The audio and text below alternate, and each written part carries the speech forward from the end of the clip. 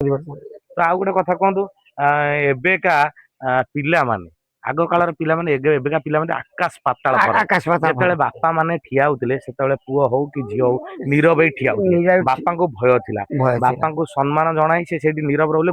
ଗୁରୁଜନ ମାନଙ୍କୁ ବ୍ୟବହାର ଉଚିତ ବ୍ୟବହାର ଦଉଥିଲେ, ମୁହଁ ନେଉଟଉ ନହେଲେ।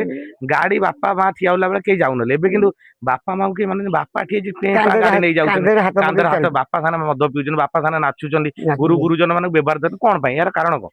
ଆଉ କଣ କରିବା, ଯୁଗକୁ ଯୁଗ ଏଇ ମତେ ପରମାନନ୍ଦ ଏ ଜଗତେ। ଆଉ ଯୁଗ ତ ବଦଳିଲା, ସବୁ ତ ବଦଳିଲେ। ଆଉ ଯୁଗ ବଦଳିନି, ଆମେମାନେ ବଦଳି ଯାଉଛୁ। ତ ଯୁଗ ଆମେ ଯୁଗ ବଦଳି ଯୁଗଟି ଆମେ ବଦଳି ଯାଉଛୁ। ତ ଆମେ ବଦଳି ଯାଉଛୁ, ଯୁଗ ବଦଳିନି। ଯୁଗ ବଦଳି ତ କଣ କହିବେ ପରିଶେଷରେ ଏଇ ଯୋଉ ପିଲାମାନେ କଣ ଭବିଷ୍ୟତରେ ଆଉ ବଦଳିବାର ଚାନ୍ସ ଅଛି ନା ଏମିତି ଯୁଗ ନାହିଁ ପରିବର୍ତ୍ତନ ଆଉ ହବ ନାହିଁ? ଆଉ ହବନି। ଯୁଗ ଅନୁସାରେ ପିଲା ପରିବର୍ତ୍ତନ ହେଇଯିବେ।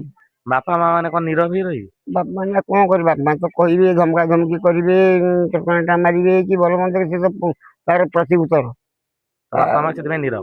ବାପା ମା ଆଚ୍ଛା ପରେ ଯୋଉ ପିଲାମାନେ ଆଜିକାଲି ବାପା ମା ମାନଙ୍କୁ ବୃଦ୍ଧା ସମୟରେ ଛାଡି ଦଉଛନ୍ତି, ମରା ଧରା କରୁଛନ୍ତି, ବୃଦ୍ଧ ବୟସରେ ଯୋଉ ସମୟରେ ବାପା ମାଙ୍କ ସାଥ ଦବା କଥା ଆଜି ତାଙ୍କୁ ଅତ୍ୟାଚାର କରି ବୃଦ୍ଧାଶ୍ରମ ଫିଙ୍ଗି ଦଉଛନ୍ତି, ମାର ଗୋଡ କରୁଛନ୍ତି, କରୁଛନ୍ତି। ସେମାନଙ୍କ ପିଲାମାନଙ୍କ ପାଇଁ ଆପଣ କଣ କହିବେ? ସେଇ ପିଲାମାନଙ୍କୁ ଆପଣ କଣ କହିବେ? ସିଏ ଆଉ କଣ ପିଲା ଅବସ୍ଥାରେ ଅଛନ୍ତି? ବାପା ମାଙ୍କୁ ଯେ ଗୁରୁଜନଙ୍କୁ ଯେ ଗୁରୁଜନ ନ ମାନିଲେ, ହାତ ଉଠେଇଲେ, ଦି ଚାପୁଡା ପକେଇଲେ, ବାପା ମୁହଁରେ ପ୍ରତି ଉତ୍ତର ଦେଲେ, ସେ ପିଲା କଣ? ସେ ପିଲା ଭଳି ପିଲା ନୁହନ୍ତି।